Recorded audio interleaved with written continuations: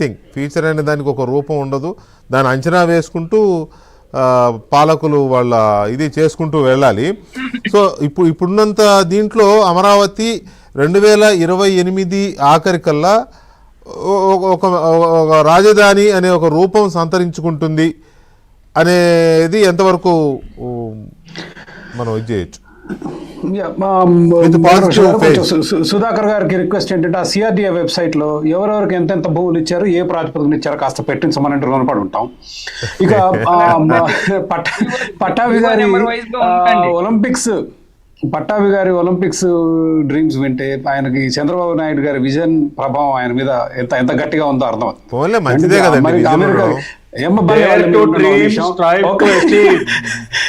చేద్దాం sir, dreams చేద్దాం. విజయవాడ వస్తే గుర్తు చేసుకోండి, కాదండి డ్రీమ్స్ ఉండడం తప్పలేదు, విజన్ ఉండడం తప్పలేదు.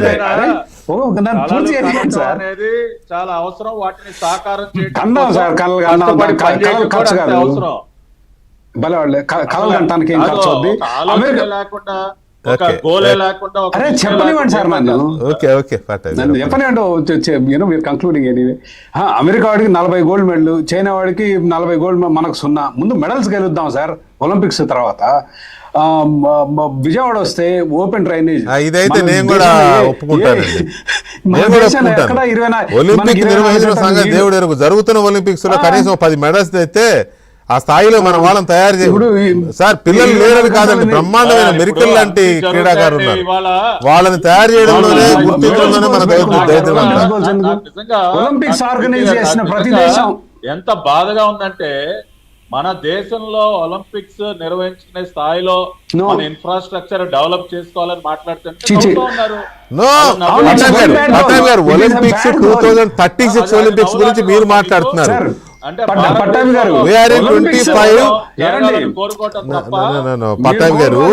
పట్టాభి గారు మీరు ఉద్దేశాలని తప్పుగా అర్థం చేసుకోవద్దు దయచేసి.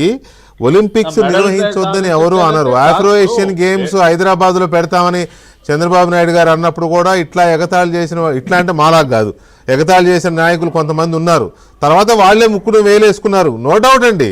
కాకపోతే ఏంటంటే ఒలింపిక్స్లో మన పరిస్థితి ఎంత దయనీయంగా ఉందండి. క్రికెట్ తప్ప ఈ దేశంలో ఇంకో గేమే లేదండి, అది పరిస్థితి.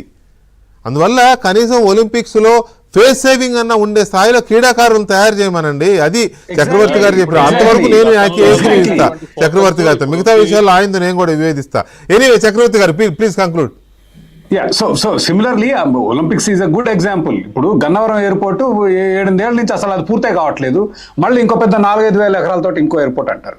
ఇప్పుడు ఇవాళ బనకచెర్ల స్క్రాప్ చేసి పోలవరం నుంచి నల్లమల సాగరాన్ని మాట్లాడారు చంద్రబాబు నాయుడు గారు. దానికి 78,000 కోట్ల ఖర్చు. మన ఏపీ రీఆర్గనైజేషన్ యాక్ట్ లో వచ్చిన ప్రాజెక్ట్ మనం ఈ రోజు వరకు కంప్లీట్ చేయాలి.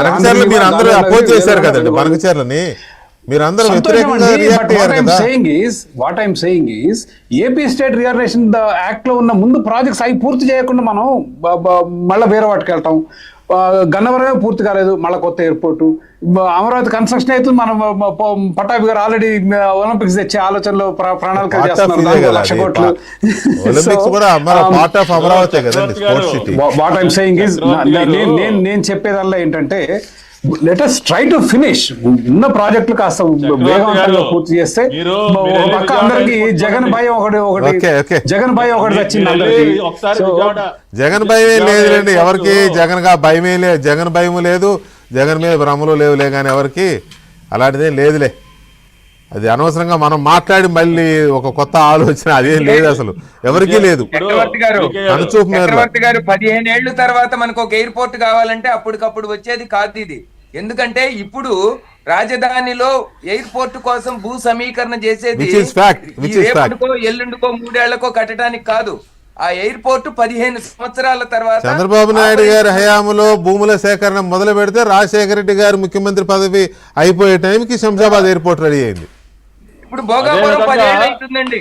అవును, భోగాపురం 10 ఏళ్ళ నుంచి నడుస్తుంది. కరెక్టేలే.